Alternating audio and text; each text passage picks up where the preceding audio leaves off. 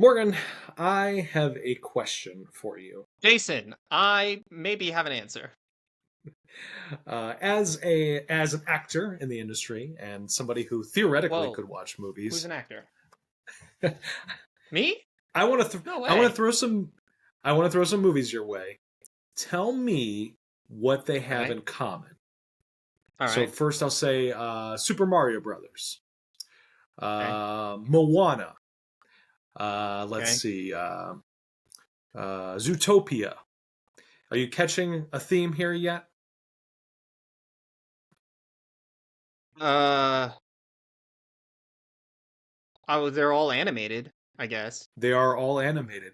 Now, do you know who's in those movies? Like, if I say Moana, you know who's in that? Anybody that's in that movie, like Uh, actor wise? well, like off the top of my head, Moana's the big name that's in Moana would be Dwayne Johnson. I don't think he goes by. Correct. Does he still go by The Rock? Does he still go by Yeah, The Rock? sometimes I don't know. I mean, he's big and he can hurt people, so he can do whatever he wants. If he wants to go by the Rock, who's going to stop him? Do you want to know? Okay, Um, wait. I know that this is pre-show. I already have a tangent. If there are any Avatar fans out there, Avatar: The Last Airbender, not the James Cameron one, I want, and I have for a very long time, wanted a The Rock v. the Boulder matchup. is that a Get in the character in Avatar, comments. the Let me Boulder? know what you think. I see, and I have for a long time wanted a movie where The Rock is a father and he has like a little mini version of himself that he refers to as the Pebble. Like, I think that should be a thing. I mean, Toph But calls the getting boulder the pebble in Avatar. these are things I don't know. But getting us back on the topic, do you know who stars in the Super Mario Brothers movie? Yeah, Chris Pratt. Chris Pratt. Yeah. Have you And noticed that all of these also Jack Black. I mean, Jack Black also there's quote yeah unquote there's stars. multiple, but all these people are big A-list stars and you never see them on screen, and that didn't always used to be that way. We used to have voice Well, actors doing they voice do. roles. Now it's big celebrities.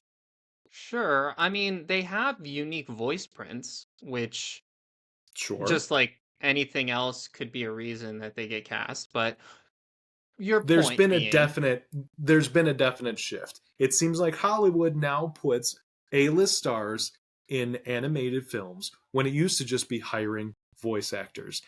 And I'm curious why they do it. I have a theory, and I feel like you might too. We should possibly. talk about it.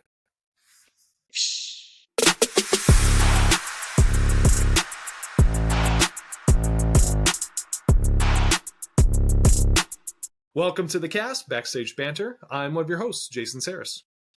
And I'm Morgan Elgarden. And today we are going to talk about why Hollywood puts big name celebrities in movies that are targeted at kids and they don't usually even know who they are or care. Spoiler alert! Stunt casting! So you think it's stunt casting? It's 100% stunt casting. And Okay. I don't think that I didn't catch your caveat at the end, which was that like targeted at kids and kids don't care. For starters, not true. If you've ever met a middle schooler, they care. Like way more than they should. See, um I would. Well, hold on. Let's take a step back. Explain to our okay. audience, just in case, what you mean by stunt casting.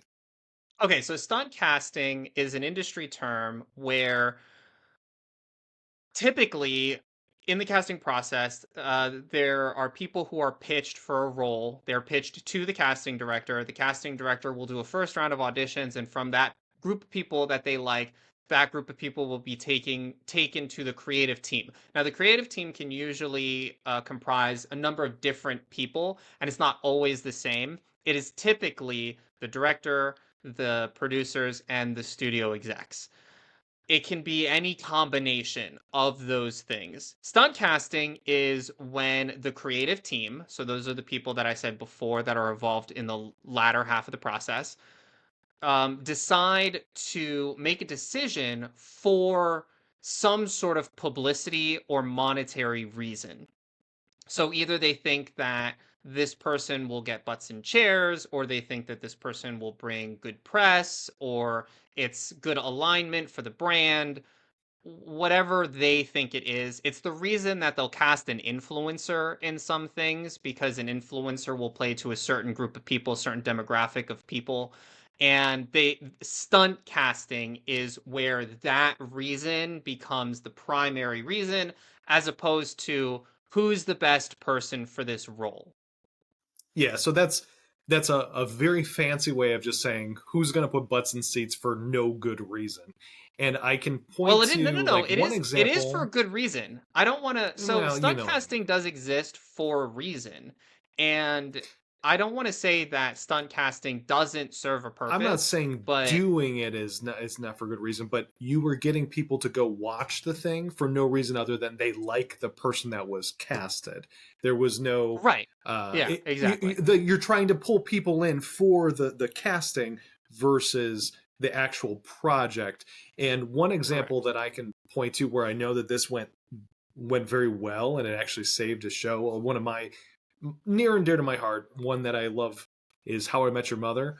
And there's a season, I forget which season, but they were starting to flounder in the ratings a little bit. I forget what else was going on. They were up against something on another network I'm and it was shocked. eating into stuff. And there was a point where they were worried that if they kept trending the way they were, that it was going to become a problem. So they cast Britney Uh-huh. Spears in an episode as like They Amy, did. somebody's receptionist. Yeah.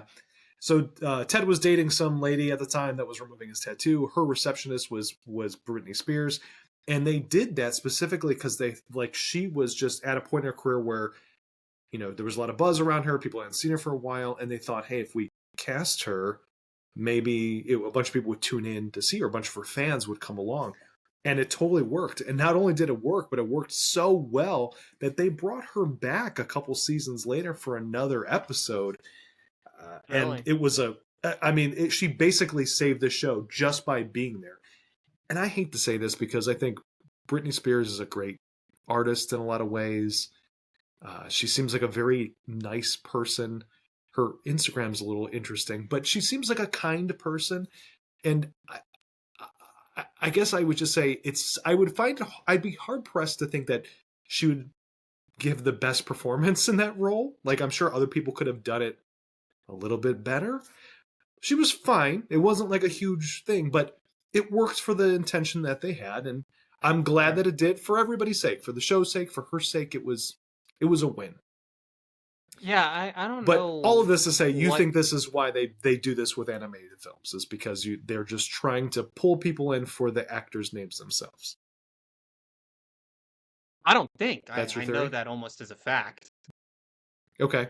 So, how many do you know? How many kids do you know in general? Like, do you have any kids that kind of come in None. and out of your life, or like no I young mean, like I used nephews, to nieces, teach. friends that have kids? No, I mean, like I used to teach, but I don't have direct contact. I'm not allowed, Jason, to have direct contact with children. What are you talking about? I'm an older. Are you out of your I mind? wasn't I don't questioning it. want contact with kids. Are you? What? We live in any? Are you crazy? I wasn't implying that you have like some sort of restraining order where you can't like visit certain neighborhoods just in case. That wasn't my intention. I just mean I was getting to like, have you asked the kid like, hey, did you see the Mario movie? And of course, every child under a certain age probably has at this point. But then if you ask like, hey, Uh-huh. who was the voice of Mario? I don't know that any child could really answer that. I don't think any kid was like, Mom, Dad, can we go see Super Mario Brothers? Because Chris Pratt is Mario. I just don't think Yeah. that I mean, happens. like, a kid isn't going to see a movie because Chris Pratt is in it, but they do get excited about it. Like I said, I used to teach, and middle schoolers and high schoolers, I feel like, and I'm on the side of the fence of like we shouldn't infantilize children. And like, yes, they're kids, and you should treat them like a kid, but that doesn't mean that they are, by virtue of being a kid, stupid. And many middle schoolers and high schoolers are much more keyed into the culture than you would think. It tends to lean more female than male, because women just in general like to read like gossip magazines, and they like celebrity stories, and they like keeping up with the Joneses type stories. but they are keyed in. And if there's someone that they like I've been following Johnny Depp since I was in middle school. He's a Okay, person that if I saw him in something, I'd be like, "Oh, I need to see that." So I don't know. You have more exposure to kids than I do because you have kids, but I sure, tend I to think do. that kids are way more astute than we give them credit for. I just don't think that that's. I don't think that's for them. Like, I think that kid's gonna go see the movie regardless of who's playing it. And like in the case of Yeah. Super Mario in general, and this is not a knock on Chris Pratt because I saw that movie and I think he does a fine job. But there is a longtime voice actor that does the voice of Mario. He's done it in all of the games up until this point. Everybody knows that man's voice. Everyone knows the "Let's go" and everything Yeah, else that he does. do you actually know the story behind that whole debacle? Because that was a big deal when it was happening because people in the industry were upset about it and nobody like understood what the deal was. And there's when not they an when they official cast Chris story. when they cast Chris Pratt as Mario. Is that what you're talking about? Yeah. Yeah, so there's not an official story, meaning like the studio didn't come out and say like this is why. Um, Mostly because they don't have to justify their answer, Sure. their reasoning to anyone really, other than like I guess their board of directors and their shareholders. But there was apparently, allegedly, a focus grouping that happened where they tested the original voice of Mario. I forget what his name is. I forget what the It's gentleman's name is. Charles Martinet. So they did a focus grouping and they tested his voice as the voice of the movie. Like, if this was the voice in the movie, would this dialogue sound good? And would it be could it carry a 90-minute film? And it turns out, no. Like, it turns out after like 10 minutes, people got like really, really annoyed with the classic Mario voice for feature film length. So they were considering him to voice Mario. It didn't work out for various reasons, and they pivoted to a different direction. And the thing is, if you're going to not use the original iconic voice, how do you do it in a way that an audience would palate it well? And I'm not saying that stunt casting was the correct answer, but I understand why they did it. I had not heard that story that it was due to a focus group, and I would actually be surprised if he was in legitimate contention to play that role for a number of reasons. I think he's actually retired as the voice of Mario since that movie came out, just because he's older and trying to throw his voice into that register is difficult for him now for longer periods of time. And doing a movie is much different than doing that voice for like little catchphrases during a game. So I can see that being part of the reason, but I don't know that he was ever seriously considered for it. Now he is in the movie and he does play a voice like for another random Yeah, he makes a person, cameo appearance. but I don't know that he was actually ever considered to be the actual primary actor. I would be shocked because everybody else in that movie is a big name star, and to have the primary character be somebody that's not like I would love it because I think the guy does a great job, but it doesn't seem in line with what Hollywood typically does.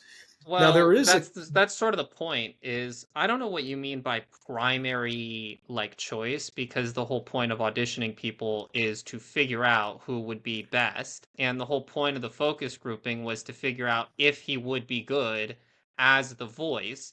And allegedly the results of the focus group were that it wasn't, that people it was too obnoxious and too annoying for a like prolonged period of time listening to dialogue for a whole movie because the original Mario voice it's quippy. It's like at the end of a level or when something happens and they're yeah. very Oh like no. small bit Yeah. type things. Yeah, they're like soundbitey. Yeah, they're just like little soundbitey things. But so this happens with a lot of movies, though, and then not always are they being adapted from a video game that has an actor doing the voice for a long time. But all these movies keep having these big A-list stars, and I do know that some people make the case and say, well, it's for the parents because the parents are attracted to the name, Eh, and then that's going to be a maybe. case. You're not buying that, though. I mean, what is I would have to circle back to what is the purpose of stunt casting, right? And the purpose of stunt casting is to get butts in seats. Period. Um, Mhm.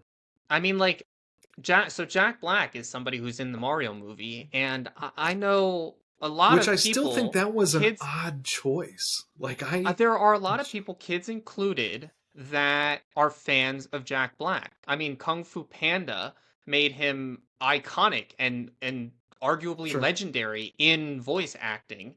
And there are I feel like there are probably a lot of people who went to go see that because Jack Black was in it. It is most likely a secondary reason because I think that people went to go see Brothers the movie because this Mario Brothers the movie. Sure, But yeah. it was sort of like icing on the cake that it had all of these recognizable people that we know and love. I personally find it difficult to believe that anybody goes to see any movie specifically because a particular person was cast. And I think it's interesting because you bring up the How I Hang Met Your on Mother story. hang on to that thought for 1 second, because if we were to rewind the tape to the beginning of this episode, you literally said that you've been following Johnny Depp for as long as you can remember, and you would go to Yeah. watch anything that he's in. So that is Yeah. exactly what you're talking about now. Like there, so you're saying that there are cases where people will go just because it's a certain actor or a certain person. I I go. I go. But you have to make Mm. if you're gonna stunt cast, if I were a studio exec and I was stunt casting, I have to make a rationed argument as to how this is going to impact the bottom line. Like I have to prove with numbers that if I cast Chris Pratt, I will fill 1,000 studios or 1,000 theaters across America. I'm one person. I'm one chair. And my point is that I don't think that stunt casting is filling that number of seats. Now, I could be very wrong in that belief. I don't want to believe that stunt casting works like that because if it's true and stunt casting does do that, then there's no reason not to stunt cast. Like, legitimately, if I'm a studio exec and stunt casting works at that level of magnitude, I would do it all day, every day. See, and I'm glad that you bring up the money, because this is another point that I think is really interesting. Studios are constantly spending millions of dollars on films. And you hear all the time about like how these movies have to hit this astronomical number just to be profitable. And what you pay an A-list actor versus what you would pay a seasoned voice actor is wildly different. So you can Yes. get one of the best voice actors in the industry for far less than you can bring in a Chris Pratt or a Dwayne Johnson. And yet, time and time again, they're still putting these other people in there because they must feel like it is paying dividends somewhere, right? But it seems so Mhm. hard to wrap your mind around because you're like, this movie just made $500 million and it's a flop because like you I'm gonna spent so much on it that you couldn't make your money back. Like, why are you paying $20 million for this actor which is just sitting in a booth behind where you never see their face when somebody else could yeah. do a serviceable job or arguably a better job in some cases? Yeah, I'm gonna throw some names at you and I just wanna I wanna know your opinion of them. So Sure. Gray Delisle. I don't know that name. Okay, Steve Bloom. I know the name, I don't know where he's from. Okay, I assume Jen these are Howe. voice actor names. Yeah, these are all like very prominent. Steve Bloom is arguably the most successful voice actor of the modern era. Like, I don't think he necessarily compares to why am I and now I'm gonna blank on his name. I just had it. The guy who Mel Blanc. I don't think that Oh, Mel he Blanc. achieved like the level of accolade as Mel Blanc, but he's the most decorated modern voice actor, and you had heard of the name, but you couldn't place him. So not a candidate for stunt casting. You Sure. can't use him to leverage dollars. But my question is, where is that trade-off? Like, why is it that just because, if it is stunt casting, which I still haven't gotten to my theory yet, I'll give it to you shortly, because I'm not positive that it is stunt casting, but let's Man, we're say for a 20 moment minutes that it into the is. episode. We are 20 I'll get minutes to it. I'll get in, to it. I'll Jason. get to it. Let's say, for the sake of argument, that it is stunt casting. Are we saying that it is so valuable that having the name is pulling people in that it offsets that cost? Because Mel Blanc, to your point, for anybody who doesn't know, this was the guy who did all the iconic Warner Brothers. I mean, he did tons of things, but he's known for Bugs Bunny probably the most. But he did a Well, he ton of does. voice Wait, hold characters. on. He does all the Looney Tunes. I don't think he does all of them. Most of them, I think. I think there are some that. Maybe there are a few odd ones here and there that he doesn't do, but he does Bugs Bunny, he does Foghorn Leghorn, he does Sylvester the Cat, he does Tweety Yeah, Bird, he does all the does dude's a legend. all I mean, of the Looney Tunes. yeah. And I the mean, he fact that does. you have to explain who he is kind of the point, right? But that's also why they're less money to buy. I mean, like, and we can get into whether or not we think that that's fair, because I think there's a case to say, like, look, when you're that good at your craft, you should be making the money that somebody that is in, on screen doing something. Like, you can make that argument. But as it stands right now, the traditional voice actors, regardless of how good they are at their job, earn significantly less than your typical on-screen actor. And right or Sure. wrong, that's the reality of it. So when Sure. you're so money conscious to try to hit your revenues to justify making your movie, and yet you're still like, no, we have to go with the guy that's that much more, even though we have somebody that specializes in this. Why is that the case? Because I don't think that it is selling tickets to young kids. I do not think that they care that Chris Pratt is Mario. And that's not an argument against Chris Pratt. I just I don't think think they that they care care. They're more going to than see it you're anyway. giving them And credit. I don't think so. I don't think because so you're telling me if you put anybody else in that movie, you think that they're not going to still want to go see it? I think you could That's have, not what I and said. you could pick a. You say they don't care. So like they're No, I if said they they don't do care. care, I think they or do care. I I think they mean, care more you than think you that they do are care. giving them credit. But I Yeah. also So don't if think that you think that they're they're not going to go not see the gonna Mario go. movie if Chris Pratt isn't the voicing Yeah, Mario? that's not what I said. That's not the point that I'm making. I'm making the point that I think they do care. I think stunt casting is effective across the board. I think that kids would have still wanted to go see the Mario movie and Moana, For irrespective sure. of who was in it, but I think they care. They're not going because that Are person's they in not it. going if you put a different person in there? That's what it comes down to. If it's not those people, if you put a no name individual and had them lead that movie, are kids not going to go see it then? Of course not. They're still going to go see it. I mean, like they might. I think that this is where people make the argument about the parents because if the parents aren't enticed to go, then the parents aren't going to bring their kids, and the kids need the parents in order to go. And And that's where I and think and that maybe that's argument the comes in. case. I mean, maybe that's the case with some.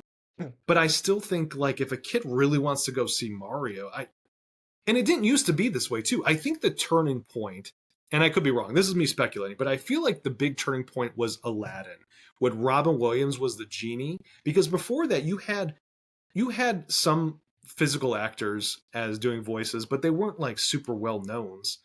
But you had voice actors doing voice roles in iconic Disney movies. And then you brought Robin Williams in to do the genie. And after that, it seemed like it became more and more often. And now you get like the remake of Lion King where you have all I don't these know. high profile people. I And mean, it's some of them are not even actors. Like I think Beyonce's in there, and Beyonce's not an actress. I mean, she can recite yes, she lines, but is. that's not what she's What are you known talking for. about? Beyonce was in the Austin Power movies. She was like, I get that's not like really. I I mean, I don't I know think what a you better mean. example would I have been think that Dreamgirls. As I was saying it, I remembered she was in Dreamgirls, and that was probably a better example of her acting I mean, chops. like either way, I think that stunt casting has been a discussion in the industry for a long time. It has always existed. I think that it is more prevalent in the past decade than it has been prior to that. So that's going back to like 2015. And my personal theory is that stunt casting is seeing an uptick because we're literally trying to revive movies after Mm. COVID, because none of this, everything was on an upturn in 2019. 2019 was the most 2019 was successful a year. strong year. It was the Yes, but most, like it wasn't leading, just a strong year. Wait. It wasn't just a strong year. it was It a, was the most successful box office year in 20 years. So 2019 was a monumental year, and that sure. like uphill trajectory, that uphill trend was chopped off at the neck by COVID. I don't know, but what did that extend beyond that? Because I don't think 2017 and 2018 were like a clear line Yeah, trending upwards. it's a 2019 was a very, you really can strong look, year. it's an uphill I trend. think it was ups and downs. I'll have to look at it, but my theory on this, and I'm curious what you think, is that it has to do not so much with the movie itself, but that part of promoting a movie now is doing like the press circuits where you're doing all these interviews and you're doing all this social media stuff because that's where you're doing the secondary audiences and all that other stuff. And Yeah. voice actors traditionally don't have that kind of training to go do those things. So when you're like when you look I at the mean, what's that movie, the big robot or something like that, isn't that or is it, right. yeah, I think it's the big robot that starred that guy that's in everything now. Oh, his name is escaping me. Oh, I don't He know what was movie you're Mr. talking about. Fantastic in he was Mr. Fantastic in the Fantastic Four. What's his name? Pedro Pascal. I think the big In which robot, Fantastic Four? the one that just came out. I don't know what movie you're talking about, so I'm not I'm not sure. It's called Big Robot. You don't know Fantastic Four? The I know Wild Robot. I'm Fantastic sorry, that's called Wild Oh, Robot. Wild Robot. Ah, that was a great movie. Wild Robot. I've not seen that one. We found a movie that you've watched that I haven't, but I've heard he's in there, and you don't recognize that it's his voice in the movie. And Okay. so when you have these people playing a character where it's not even their own regular voice, then you're not pulling in a child for the name. You're not pulling in an adult because they're like, oh, I really like the sound of that guy's voice. There's some other kind of reason. And I think it's because of press circuits, because you can now have that group tour and do all the interviews and do the other stuff. And those actors do that all the time, and they get how to leverage media Yeah, and I mean, interviews and that kind of thing to promote voice the movie in actors a do different that way too. I'm that not voice sure I actors understand what your don't. point is. Not the same way. I mean, Yeah, I the guess same Mel way. Blanc is You're not a talking about what you're talking about is dependent on the caliber of career, not profession, because voice actors do this all the time, arguably more because they do the Comic-Con circuit, or I guess the convention circuit, because they're not all Comic-Cons. But they sure. arguably do more press than like Anya Taylor-Joy, I because would they're doing disagree. it like every day of the year. So are I mean, physical actors are at all the conventions and stuff too. I mean, they're doing that all the time too. It's not just voice actors that do that, but you don't see the interviews on the television. I mean, like you can YouTube, I'm sure, and find an interview with anybody that's in the industry at some point. I'm not saying that they never do it, but I think that for a big movie, when you have these big $500 million movies or even a $300 million movie, there is a whole part of the marketing promotion that is going on Graham Norton and going on Yeah. various talk shows and that kind of thing. And you don't see voice actors on that stuff. I've never seen a voice actor on. I've not watched every episode of Graham Norton, but like I've never seen a clip of a voice actor, of a purely voice actor on there. And there's a lot of great ones in the industry. I Yeah, I mean, part of that, look, I don't disagree with you. I think that part of that is the publicists and the press relation people that are related to marketing a project. Because part of this is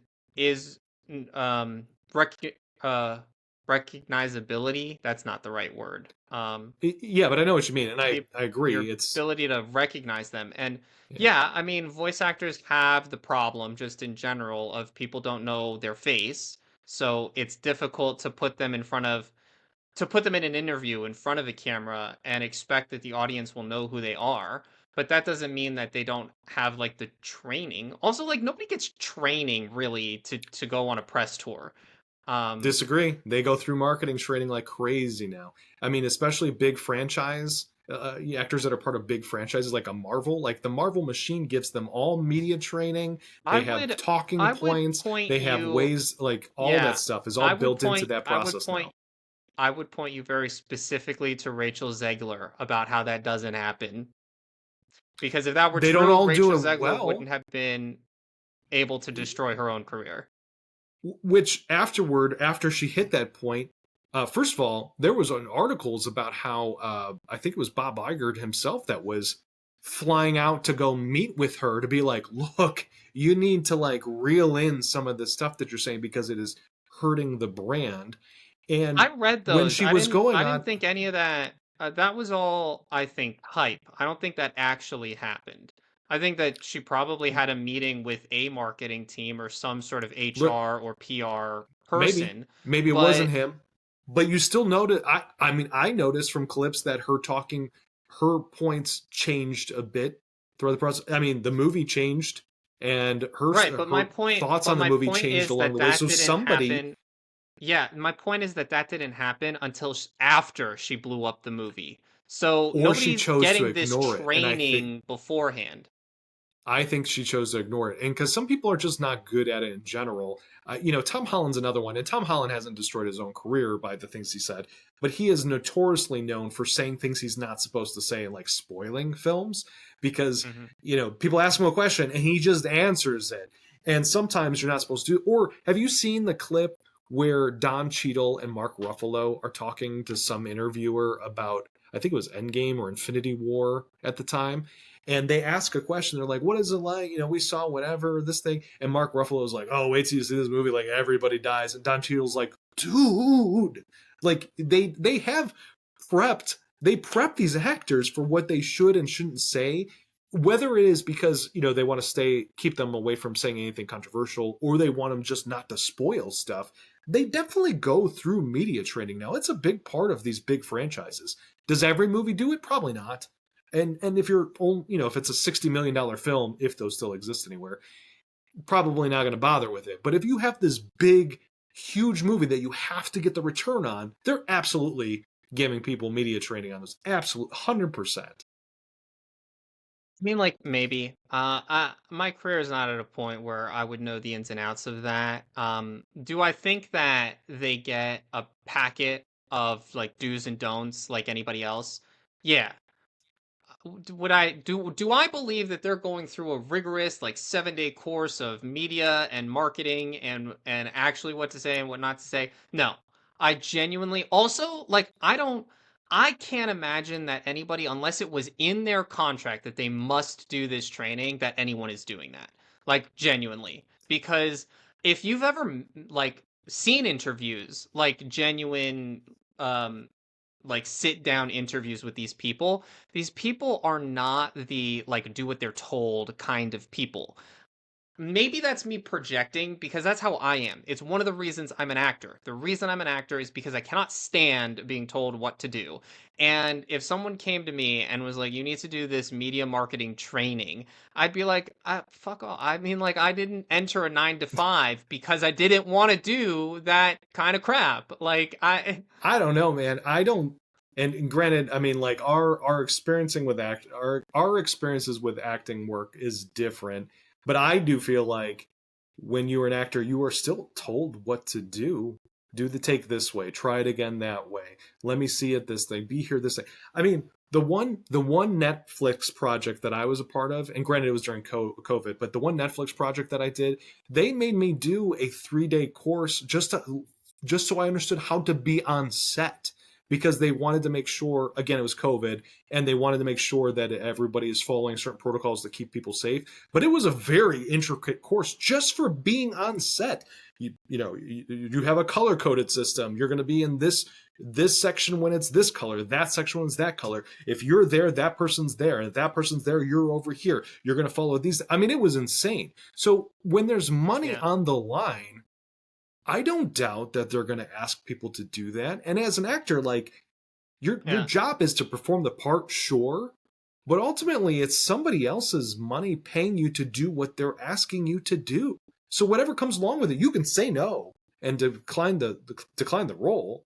But if you're agreeing to be there, and they're like, if you're going to agree to this, this is what we need from you. Ultimately, Yeah, but if this you is agree to it, you got to where do it.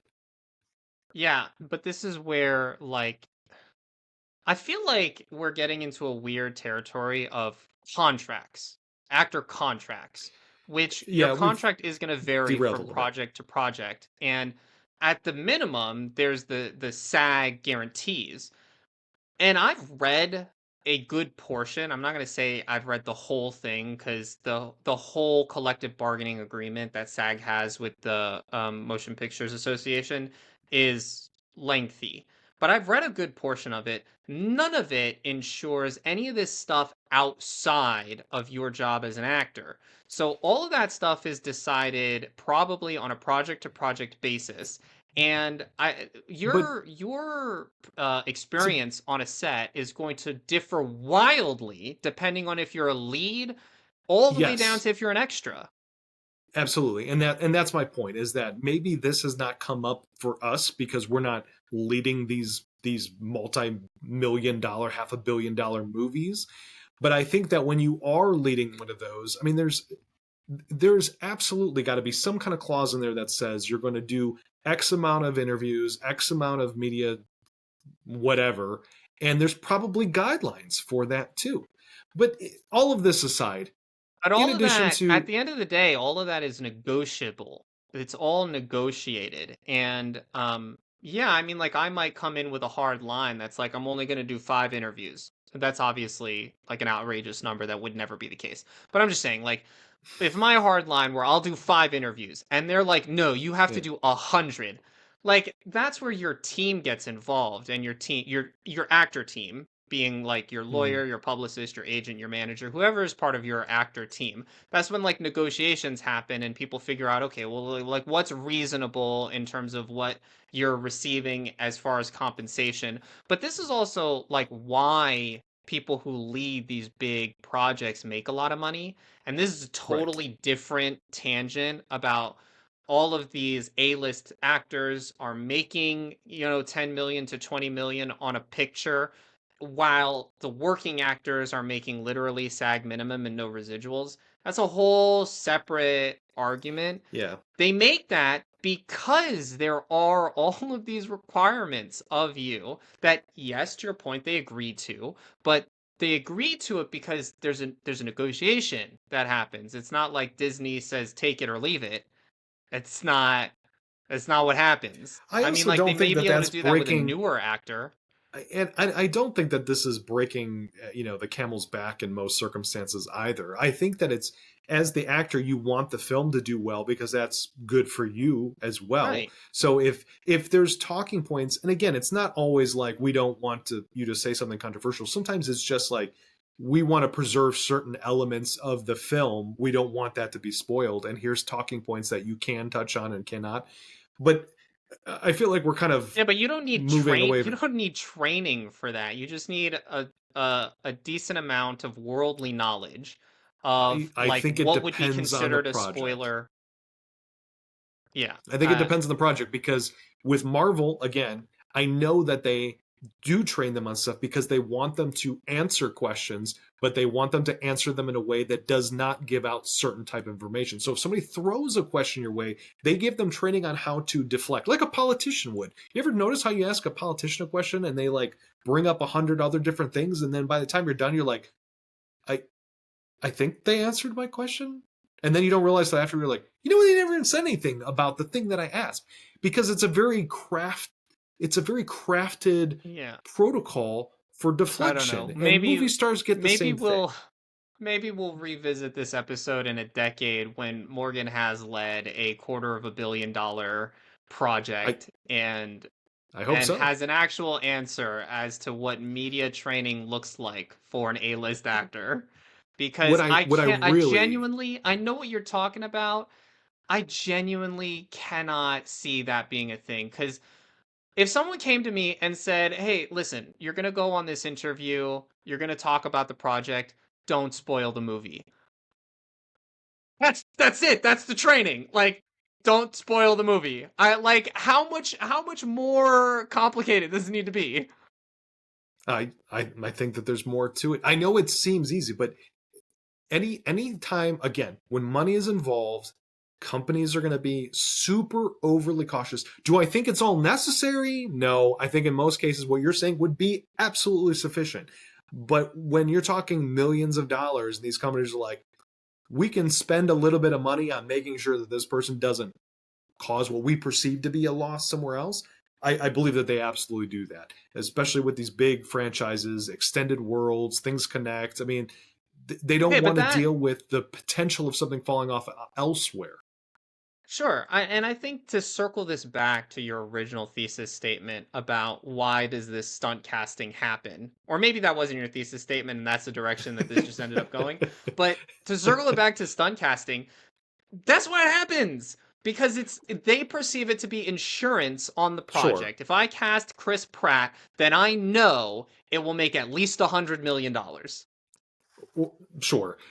I guess my real question for you is because I know that I mean you and I have both done voice work. We met doing voice work on a show. I mean that was how we first came to know each other.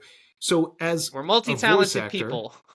we're multi-talented people. Now, I don't know about you, but I originally got into voice work because I one thought it I could pick up roles without moving to Hollywood because I didn't want to relocate, and there is more flexibility with voice work sometimes.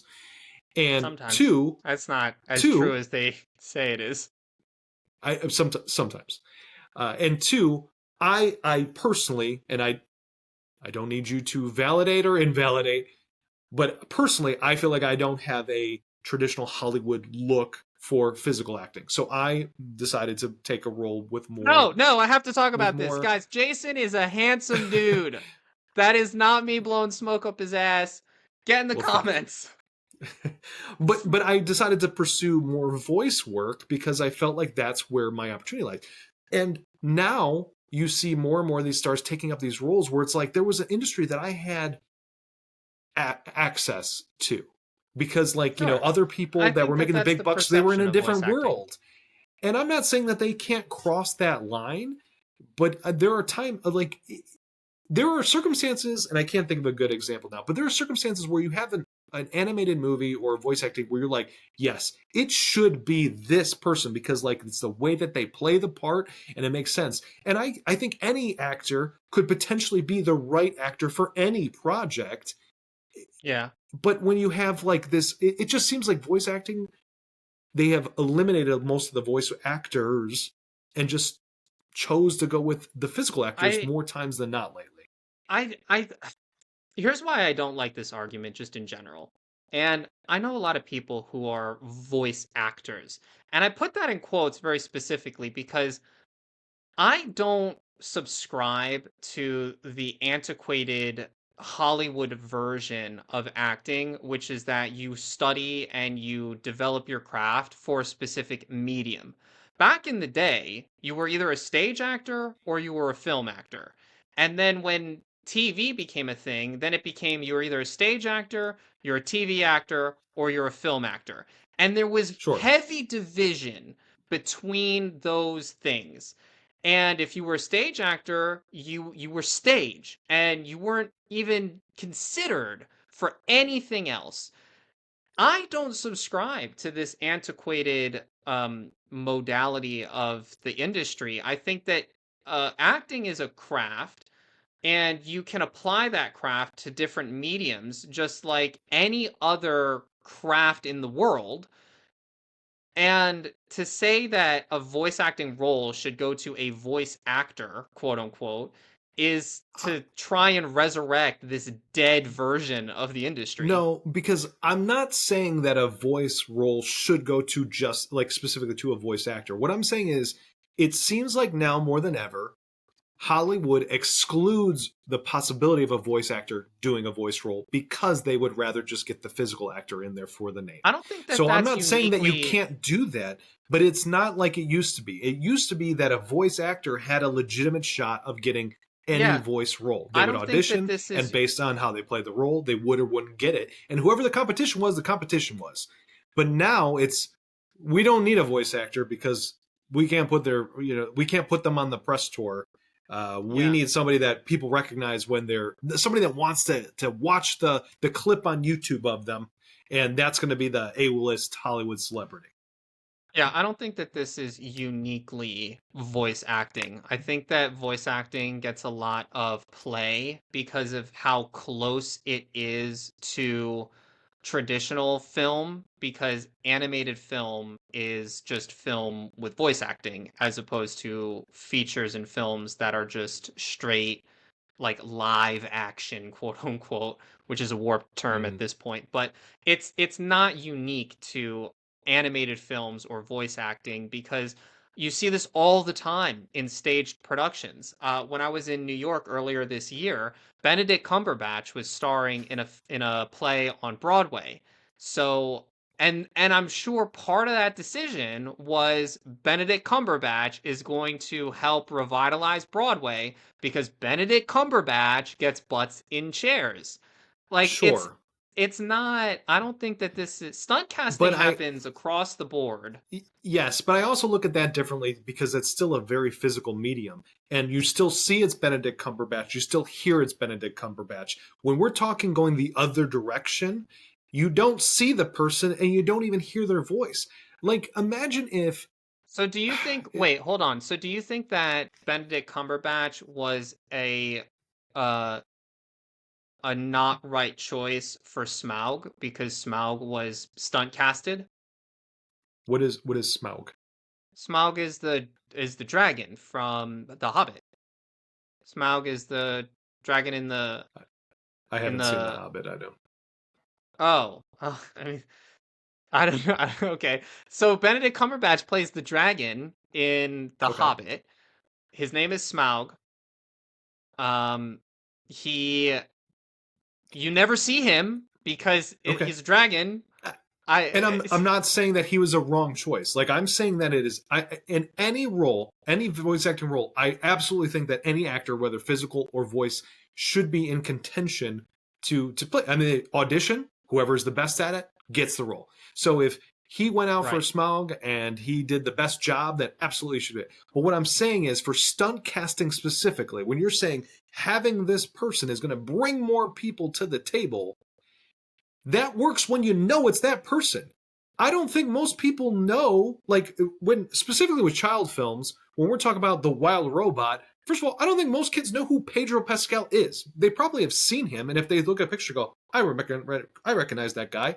But you don't see him in that movie, and he does not sound like himself in that movie. So you're not the stunt casting isn't bringing Yeah. in people that love the way he looks or love the way he sounds. So you're losing that in there. But Benedict Cumberbatch in a Broadway play is like, wow, we get to see this person that I love on screen. I love this actor. I can go watch this thing here. So at that point, you start to lose some of the stunt purpose of it because people don't even know it's happening half the time.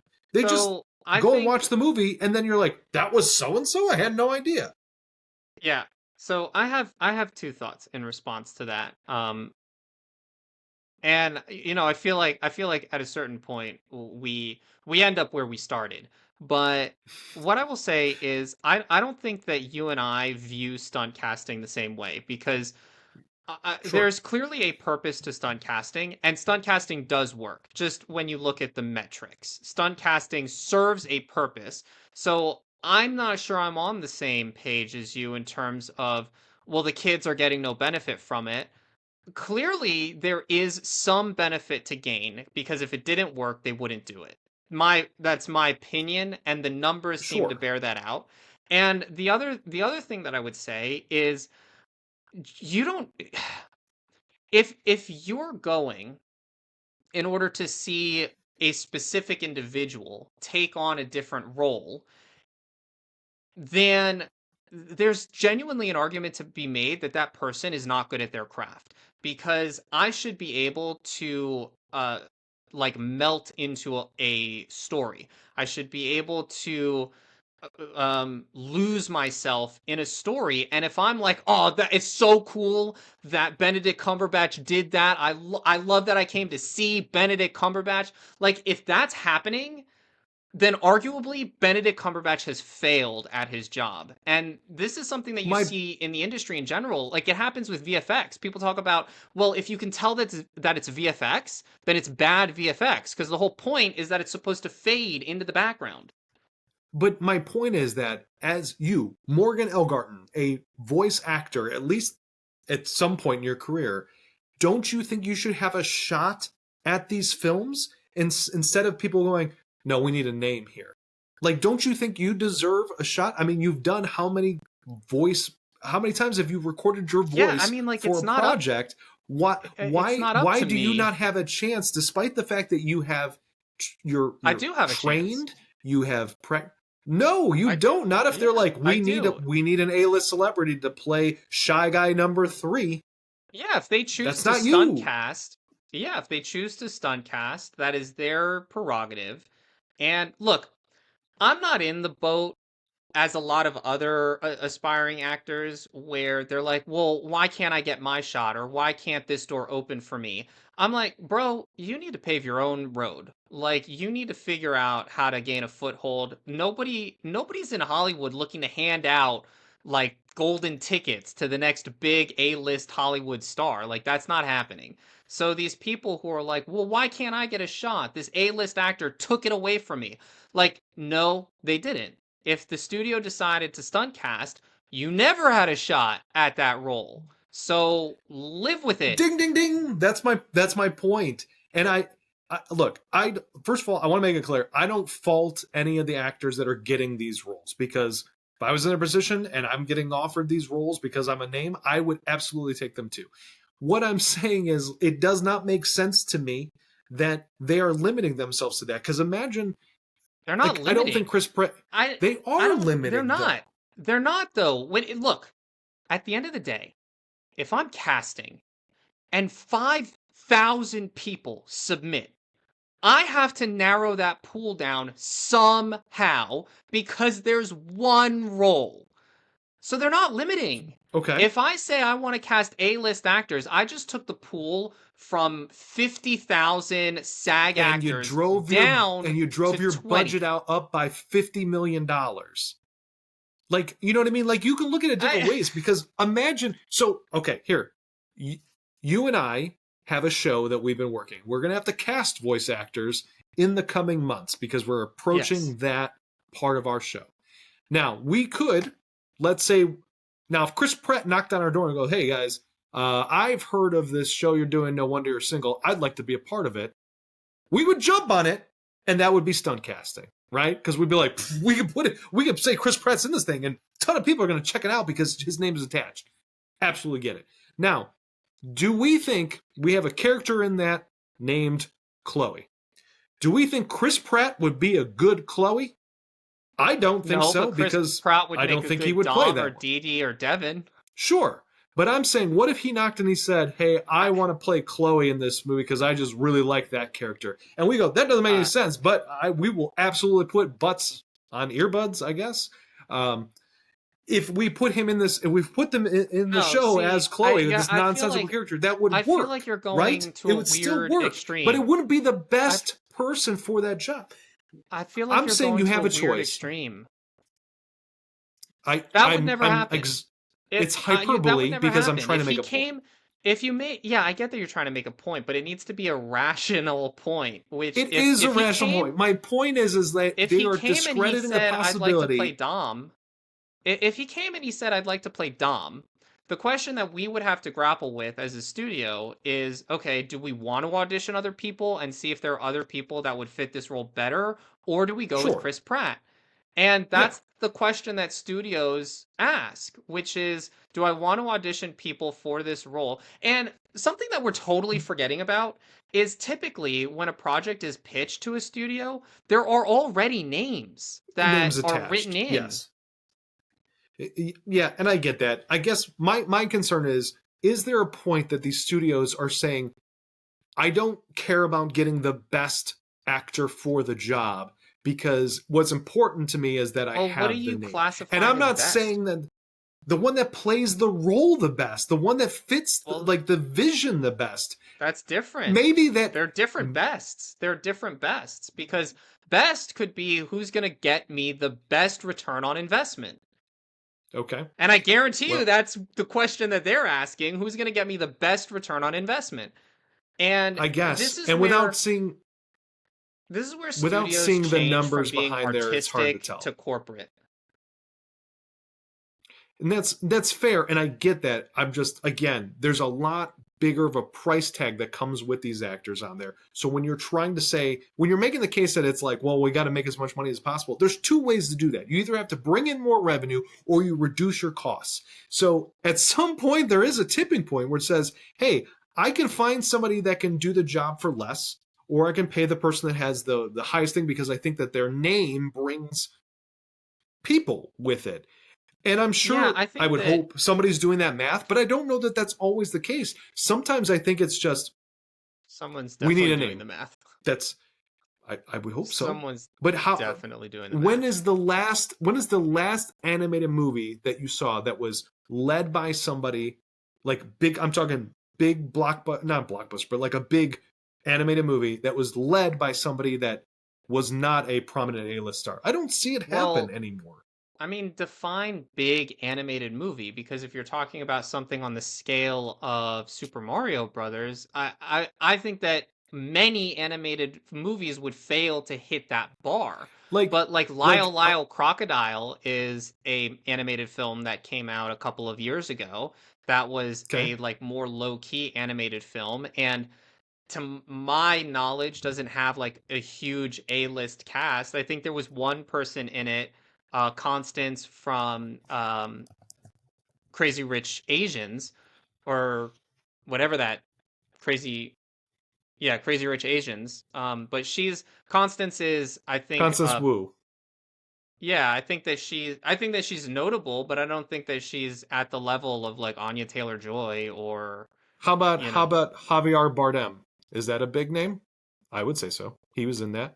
Shawn Mendes, who played Lyle Lyle character. I mean, he's not an actor typically; he's a singer, but like that's a big name. sure.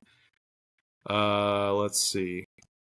I'm Oh, sure this dude that was a crocodile I'm sure reference. there's an That's argument interesting. though to be made that Shawn Mendes might have been cast because of his singing Singing ability. ability, yes, which makes sense. And again, I'm not knocking any of these people for it.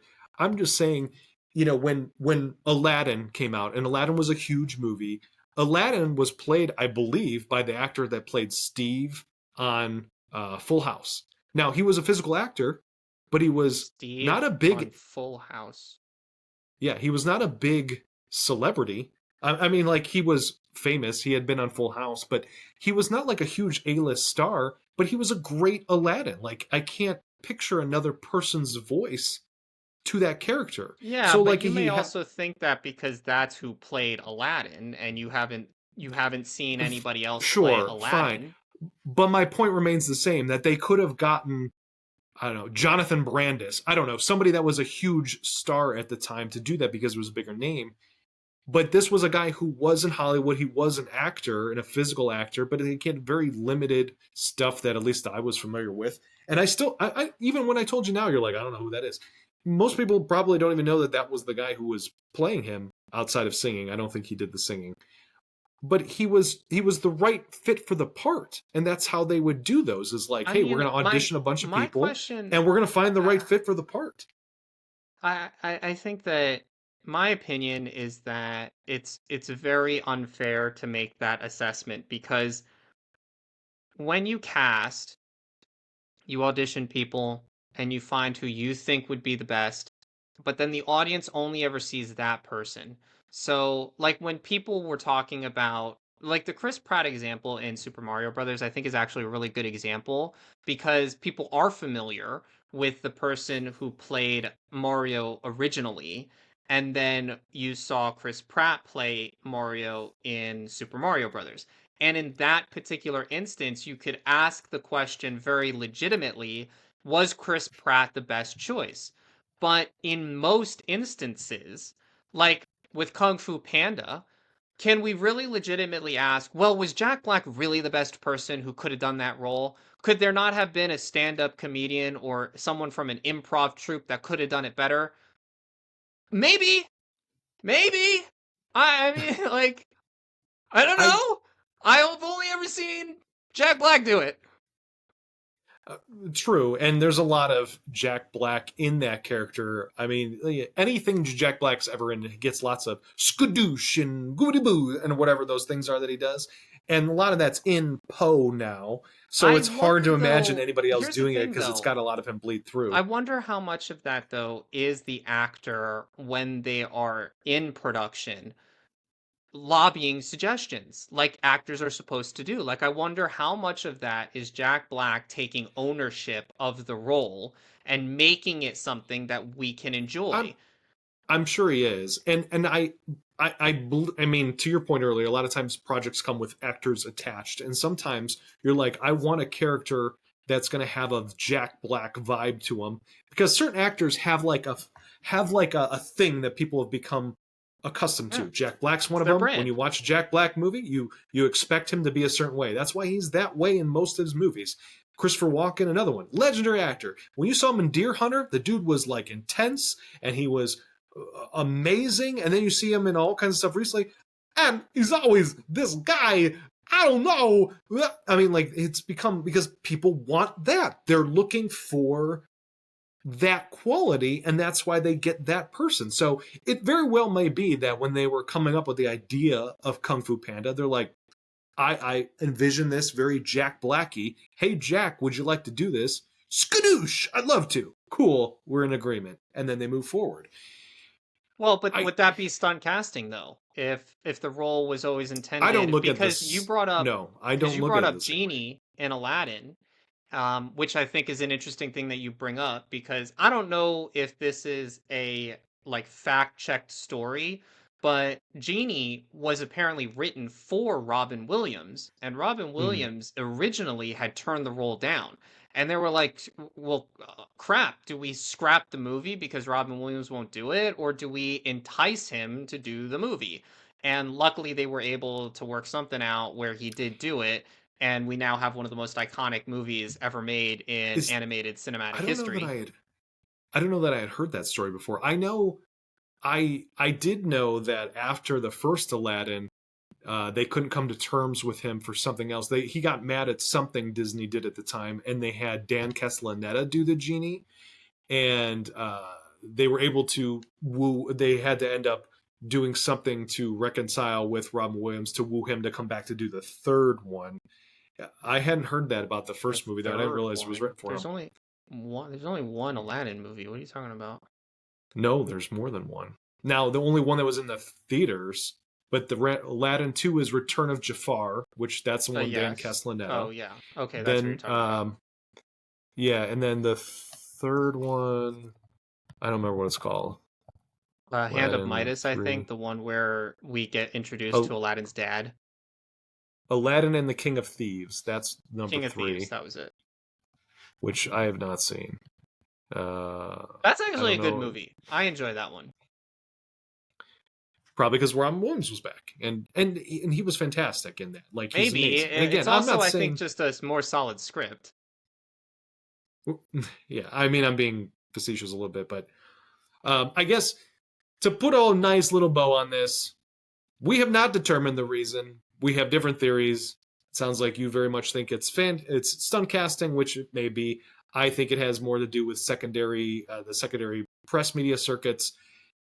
Either way, it's a thing that we face now. I wish it was different, just because I'm concerned for people like myself that like to do voice work, that we won't ever have a shot at these unless we have gotten to the top of the physical acting world first.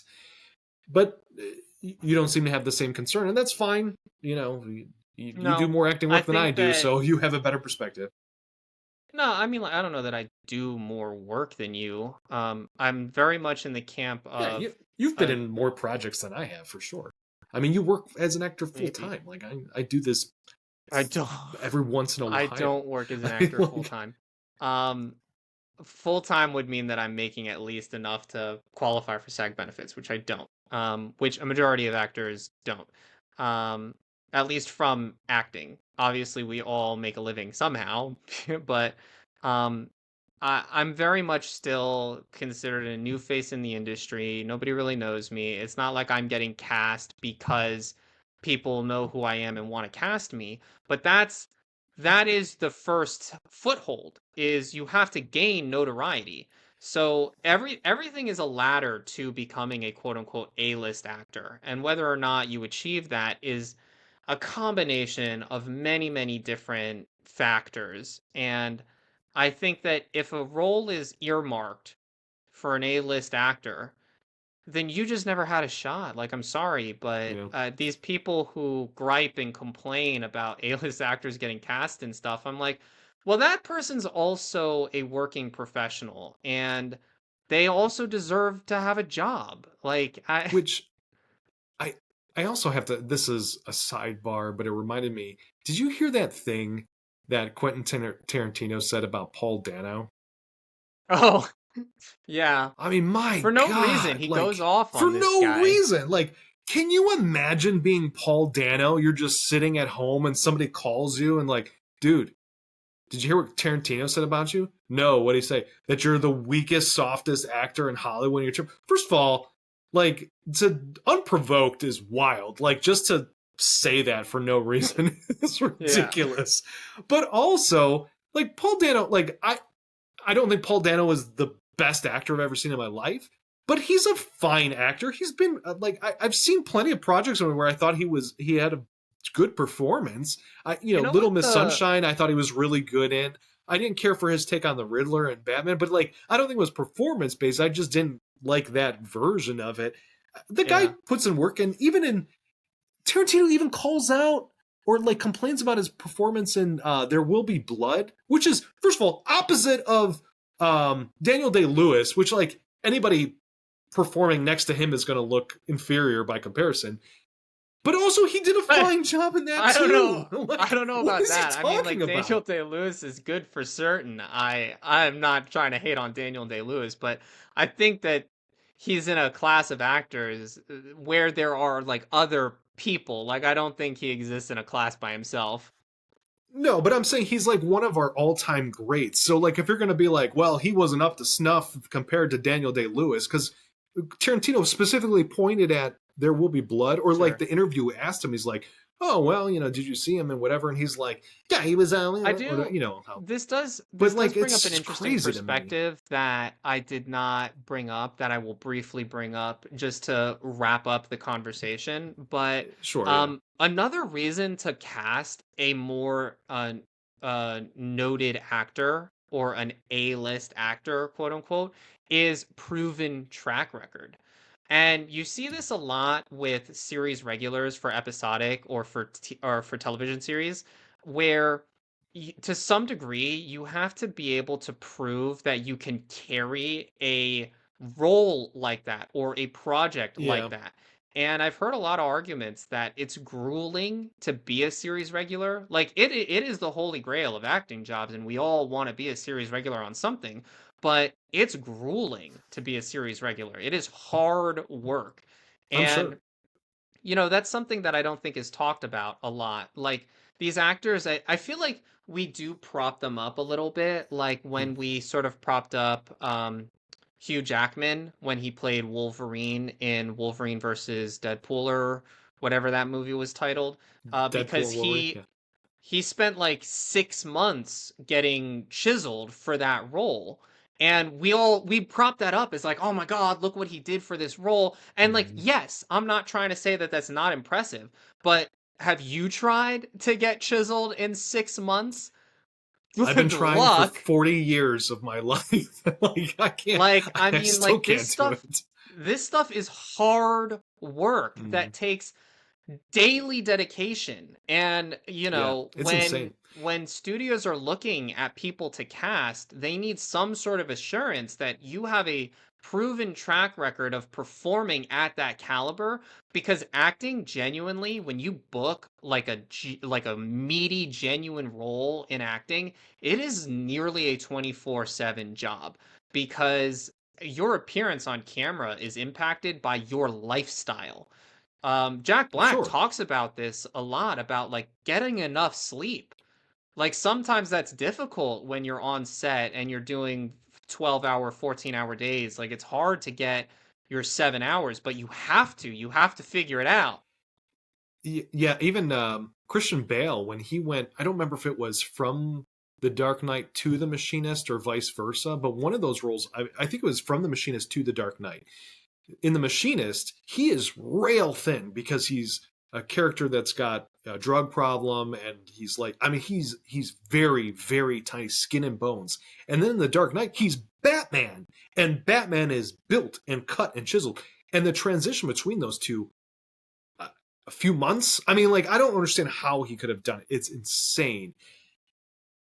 I give those people a lot of credit, and these are things also that aren't obviously a factor in a voice work role, because obviously you're not seeing yourself on camera.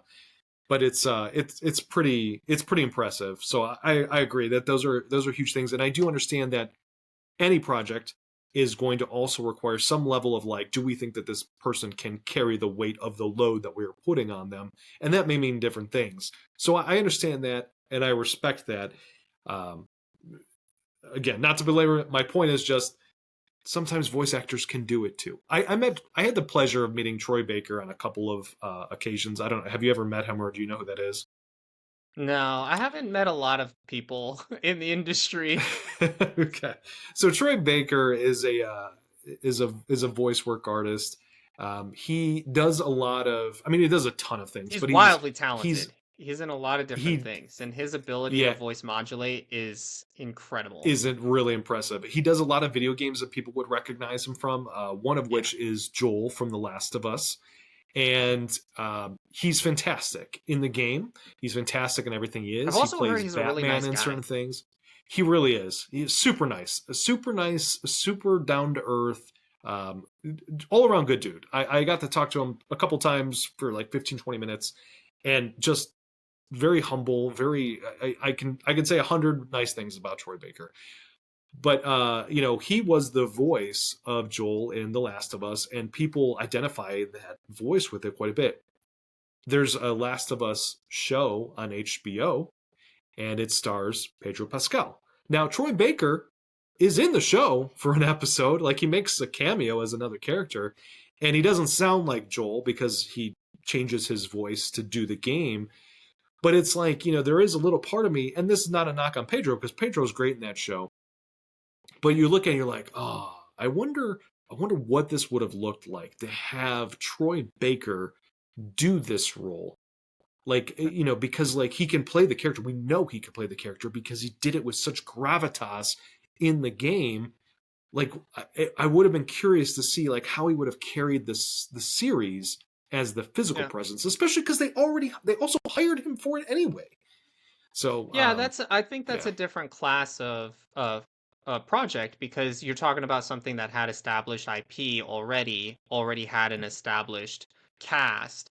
And now you're sort of poking at the bear of, does this do a disservice to the fan base that you're trying to service? Because anyone who likes the Last of Us franchise is going to know that voice, is going to know Troy Baker, yeah. and then they're going to know that you didn't cast him in the movie or whatever. So that's poking, I think, at a different bear, because there is a point of And comparison. it's also the other direction too. It was just something I thought I would mention. But anyway, would you like to do some crispy trivia?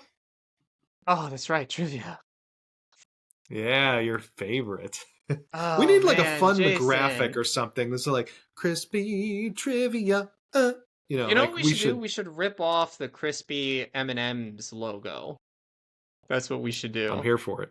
Change it just ever so slightly, so this way we don't get sued. How does that sound? We can do that, I think, probably. All right. So our crispy trivia questionnaire today comes from Topic. entertainment.howstuffworks.com. Like this is a who's Entertainment.howstuffworks.com. I Okay. think it's howstuffworks.com, which is a website I'm familiar with, but the entertainment part I'm not. So they must have like a new division now where they do this thing. But this is a who said it voice acting quiz. Oh, And interesting. Okay. Jason's really on the yeah, voice acting steamboat this evening, which I'm oh, not against. I mean the episode is about voice actors, so it seemed like it was appropriate, but Yeah, uh yeah. and I did look this time just to confirm how many questions there are because I always usually forget. There are 10, I believe. So we There have are 10 10. questions. I don't know what our And we record may or may not is. have a It's not scoreboard, very high. something Jason and I have been discussing, but we may or may not have a scoreboard.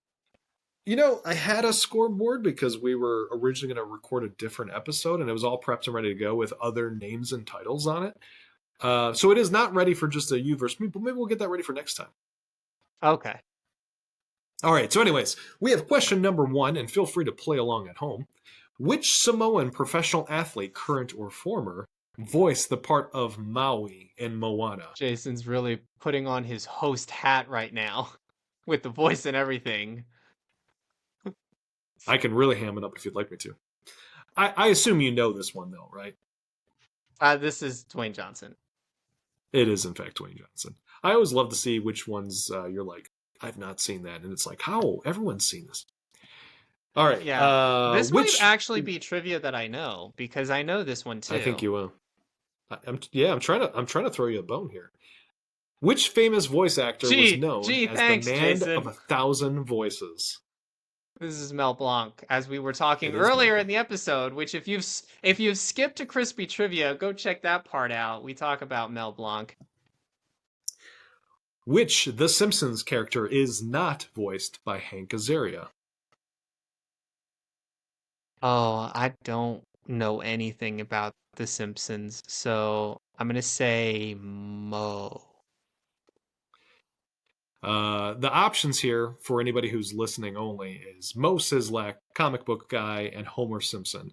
I should have been reading the answers along the way because we do have an audio only version of the show. So shout out to anybody who's listening on Spotify, Pandora, Apple, iTunes. I mean, we're all over the place. But I'm sorry, but it is not Mo Sizlak. Mo Sizlak is Wow, definitely voiced I'm by Hank shocked. Azaria. Yeah, I'm as shocked. is comic book guy, the actual answer is Homer Simpson, who is voiced by Oh, Dan really? Castellaneta. Yep. Okay. All right, number next. The actor who made Groot come alive in Guardians of the Galaxy also Oh, I know voiced this one. which infamous villain? Is it A. Oh, Shredder in Teenage Mutant Ninja Turtles, B. Slade in Teen Titans Go, or C. Mumra in the Thundercats? I'm trying to picture all of these characters' voices in my head to try and figure it out So because I know who plays Groot. yeah, so And I first, who actually, you do know who plays Groot in Guardians of the Galaxy? yeah, it's Vin Diesel. Correct. It's Vin Diesel. So we know Vin Diesel's got a real like deep, gravelly voice. He's always talking about family. I can't do a Vin Diesel, but you know. So Yeah.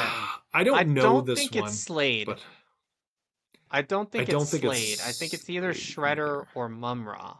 And the thing My is, like, is question it Shredder? is it What's your Shredder what? question? Go ahead. I was Uh, going to ask is if it there's been like? a recent Thundercats movie or Thundercats show because that Oh, was I a don't think that was a so. show that I loved when I was a kid, and I don't It's think from like Vin the Diesel 80s. was doing. Yeah, I don't think he was doing that Yeah, right that's because what I I'm. want to say Mumra because that character wise I think that would make sense, but I don't think there's been a No, Thundercats I'm recently. leaning. I'm leaning towards Shredder, but it doesn't specify which Teenage Mutant Ninja Turtles. So, because there's been a number of different versions with a bunch of different people cast as different roles. So, but I'm leaning towards Shredder because I don't think because I'm hearing Slade's voice in my head, and I don't think it's quite deep enough to be Vin Diesel. But Yeah, also, I like don't. if Vin Diesel is good at his craft, as we were talking before, perhaps he was able to voice modulate. So I think First of all, Shredder. I I just think want I'm to gonna say go I with find Shredder. it. I've seen, I don't know how many episodes Slade has appeared in Teen Titans Go, but I think it's very funny. I've seen at least one episode where Slade appears, and that's the character of Deathstroke, but they don't want to call him Deathstroke in a kids show, so they call him Slade, which is his, government name, which I think was an interesting Interesting. approach. But Robin's constant bickering and back and forth and his banter with Slade, I think, is very funny in that. So you're going Shredder, you said? I think just because Slade and Teen Titan Go is a little bit too high pitched. I think I feel like it is too. I'm gonna click on Shredder as the official answer. I am still going to put my answer, you my still think my it's official Mumra. answer. I think it's going to be Slade, only because I think that the last iteration of Shredder was an Asian American that played the voice. I don't remember what his name was, See, but I that's what I think that mean. there Like, it's was. not specifying which version of Yeah, Teenage Mutant Ninja Turtles. I mean, there's been so many. There's probably somewhere along the way that, or maybe it was a movie. I don't know. I feel like timeline wise, Slade makes sense to me that would have been where Vin Diesel would have gotten into a booth and done some voice work stuff, but I'm probably wrong. So we'll go with Shredder. Maybe It was in fact it Shredder. is Shredder. You Okay, got it I was right. right. Yep. All Wait, why right. does it Let's see. say my? Wait, what does that say? Kevin Michael Richardson may have played the beloved Groot in the Guardians franchise. However, he's best known. Wait, I thought Vin Diesel Who is played Groot. that? Kevin Michael Richardson. Did All right, we wait? got to Did look Vin this Diesel up. not play Groot? Kevin Michael. He definitely voiced him. Maybe he That's did what it I in a thought. different. Oh, is that? Did they maybe also have a motion capture actor? Is he the motion capture actor?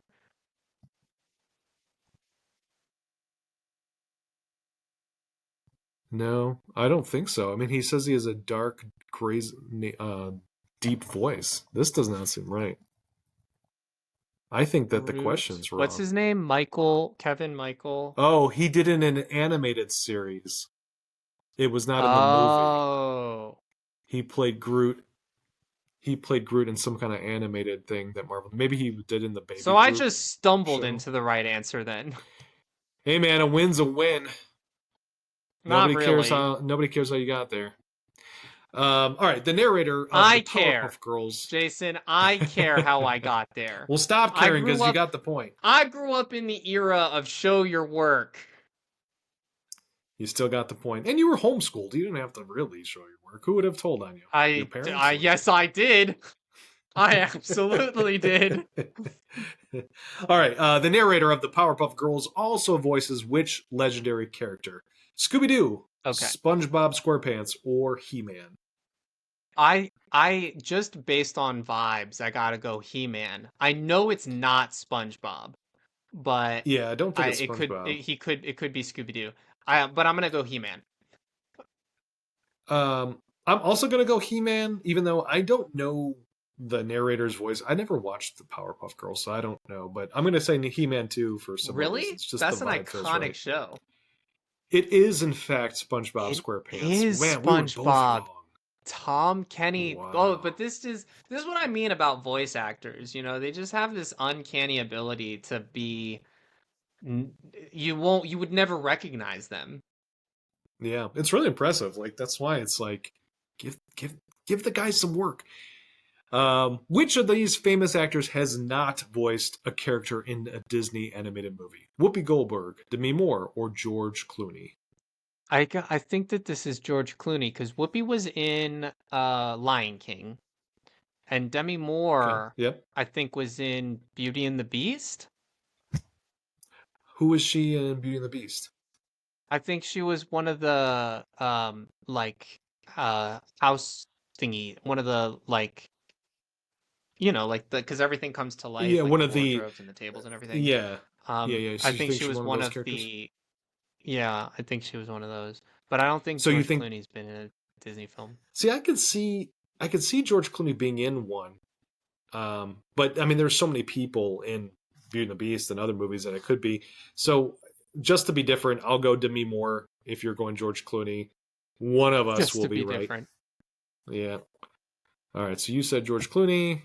You were correct. It is George Clooney. It is George Clooney. Goldberg. I wonder, like, what Demi Moore actually has been in. Oh, she voiced She was Esmeralda in Esmeralda in The Hunchback. Hunchback. Okay, well, we figured it out. All right, which character is also voiced by the actor who made Daisy Duck famous? Dot Warner from Wait. Animaniacs, Minnie Mouse, or Jane Jetson of the Jetsons? Okay, so the way that this question is worded is so weird. It's just which one of these characters is played by the voice actor who plays Daisy Duck? Correct. Um, I don't know. I don't know who plays Daisy Duck. I don't So know either. I'm gonna I can't say even. I Dot. can't even hear her Oh, no, voice. no, no. Dot I think is played by Gray Delisle. So so I guess I'll go Jane Jetson. I'm gonna guess Minnie Mouse. Let's see. It It was Minnie is Mouse. Dot. Dang it. Oh, it is. Oh, it was Dot. Okay, I got confused on how they were presenting the answer. Okay, so it was Dot Darn Warner. it. Tress McAneal, which Trust your I saw instincts, guys. her. She's a fantastic live performer too. I got to go into a session with her and the other actors from Animaniacs. Not a session. I saw them in San Diego. They were doing like something when they were revitalizing Animaniacs or like an anniversary of Animaniacs, and they did like a live performance of it. And she was great, and she's a lot older now than the first time the show was out, and she can still nail it. It's fantastic.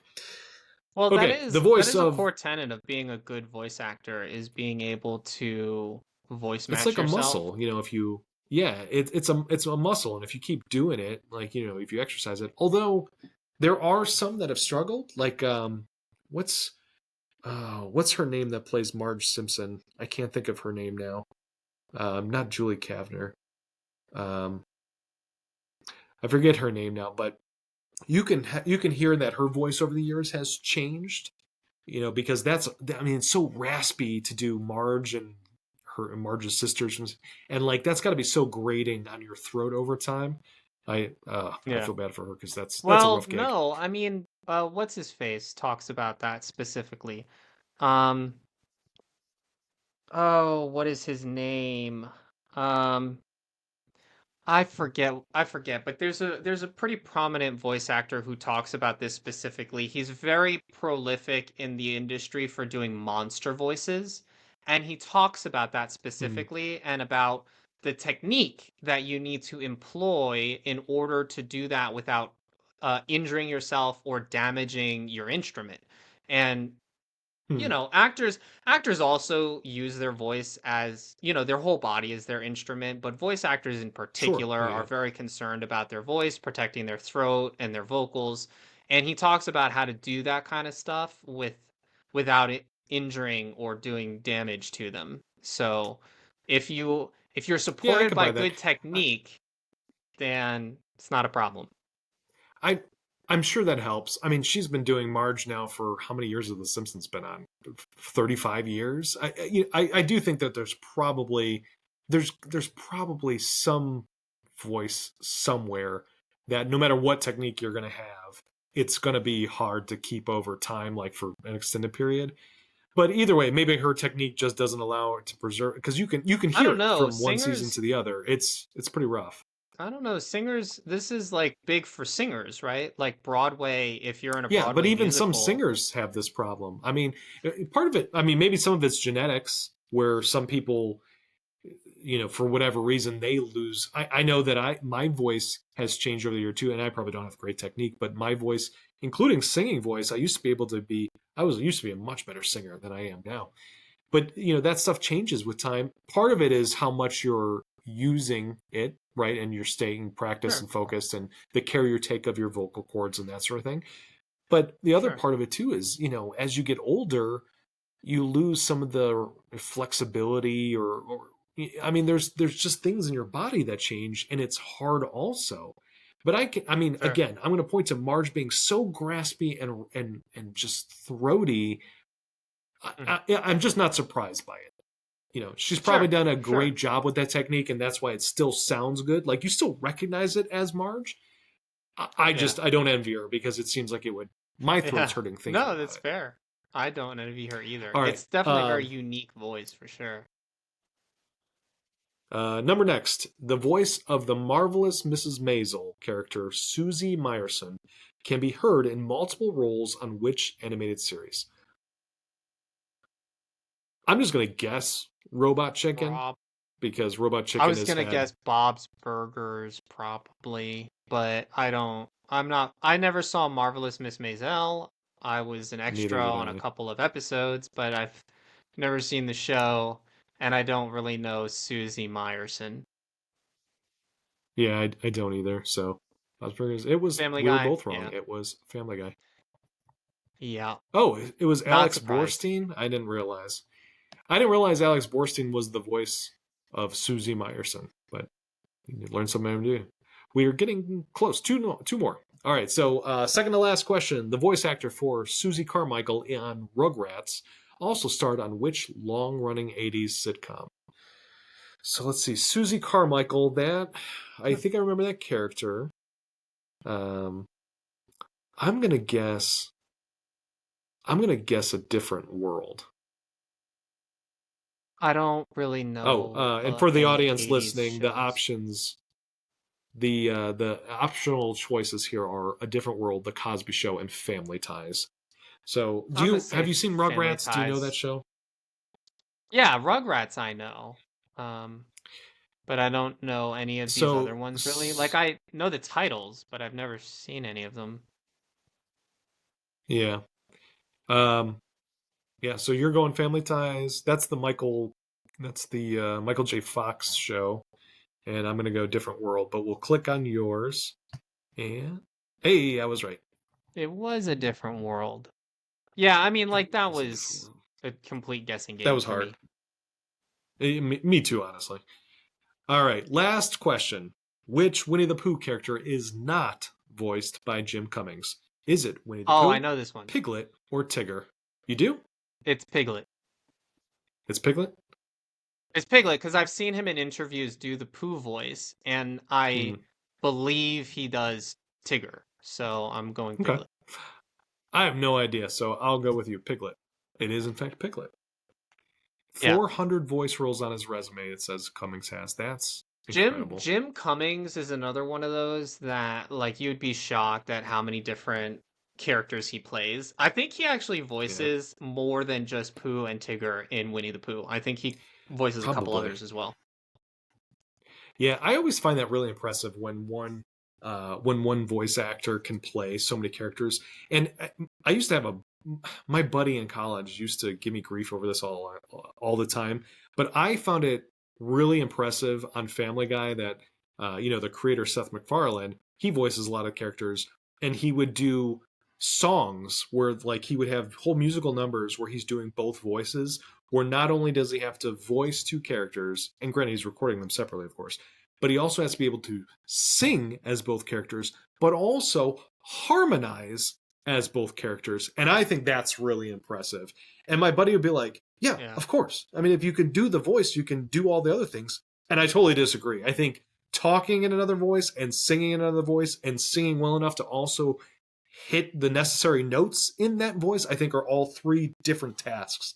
And I thought it was I really don't impressive. I don't know. I think that I think I would actually probably side with your friend because if of again course you would. if you're learned in the craft and the craft is to be able to embody this character, the character can sing even if it's badly. Tara Strong talks about this a lot because Tara Strong sings as a lot of her characters because she She's also great. voices Timmy Turner. And Tara Strong actually says that part of her process in um, developing an original voice for a character is she figures out how the character would sing, and whether it would be good or Mm. bad, and all that kind of stuff. So, yeah, I think that if you're fully embodying a character, then anything that character can do, you can do. That's really interesting. Yeah, that's cool. I want to throw one more thing out there before we get out of here, and I promise it's short. But we were talking about Chris Pratt and Mario, and I forgot to mention that when they announced that he was going to be the voice of Mario, he had put out like a statement or tweeted something, whatever. Where he's like, "Guys, don't worry," because people were kind of like, "Why him?" And he's like, "Guys, don't worry. Yeah. I've been working so hard on this Mario voice, and I'm gonna nail it. I've been putting in the time, or however he said it, but he implied that he was doing like Yeah. this huge lift to get it just right. It was really important to him. And then when the movie comes out, it's just Chris Pratt's voice. Like it's just his regular voice. And like I think he did it as a gag. Like I'm not saying like, oh, Yeah. like he couldn't do anything else. They obviously hired him thinking that his voice was fine for the role. And again, he did a fine job. But it was just so funny that he was trolling everyone because it's just how he is, I guess. I mean, he's a But pretty yeah. chill So thank person. you. Yeah. I'd love to he's meet married him. to Arnold Chris Pratt, Schwarzenegger's I'd like to daughter meet him. now. What about Yeah, his daughter? I would too. But thank you. He's Chris Pratt is married to Arnold Schwarzenegger's daughter. Really? Yeah, he was married to Anna Faris, and then they divorced, and I believe he's married to Arnold Schwarzenegger's daughter now. He divorced? Dude, I'm learning so many things about Chris Pratt right now because I thought he was a devout Christian. He is, but I don't know what the circumstances were, but but with divorce, I mean, if one person wants out, then all it takes is one person That's true. I to mean, like, I divorce the guess other. if I mean, Anna Faris is not a devout Christian, I guess that creates a problem. But if you are a devout Christian, and why would you marry a non-devout Christian? but Doesn't make any also sense. Christianity. I mean, there are Christian religions that allow divorce. Some are There more are? strict about it than others. Yes, How about that? You learn something new every I day. mean it. I don't think anybody particularly like roots for it or allow, but like I even do. Catholicism, I do. I'm out there of in the course you do. comments every day. Yeah. Well, Divorce. Divorce. yeah. And on that note, thank you for everybody for listening today. We are on all of the things. So if you like audio only, we're on podcasts anywhere that you normally find them.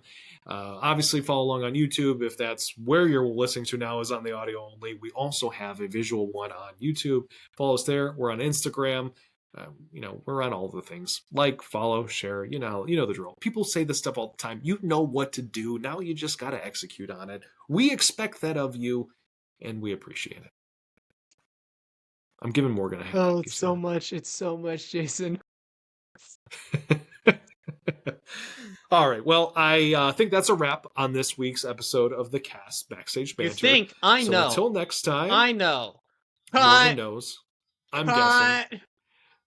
Cut. Morgan knows. So until next time, keep the reel rolling, and we will see you in the next scene.